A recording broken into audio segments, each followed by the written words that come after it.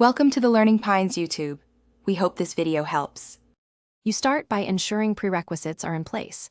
Check OS and Wi-Fi and sign into the app account so you can proceed immediately. Next, verify contact details and enable two-factor authentication for security.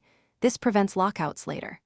Once done, grant essential permissions like location, camera, and notifications because the app relies on them to function correctly in the background. Finally, make sure background refresh is enabled so updates sync. This speeds up initial setup and avoids repeated manual refreshes.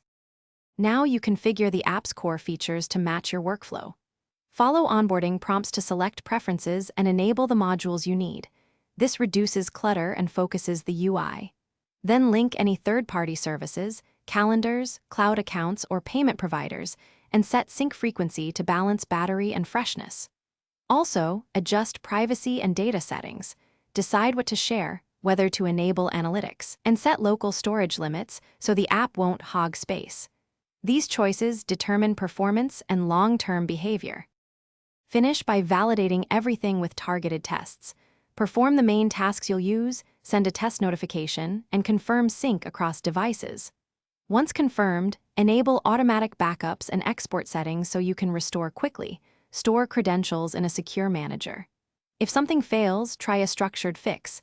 Clear the app cache, toggle the specific permission, then restart the device. If problems persist, reinstall the app. This resolves corrupted installs, but only after backing up data and noting your account details.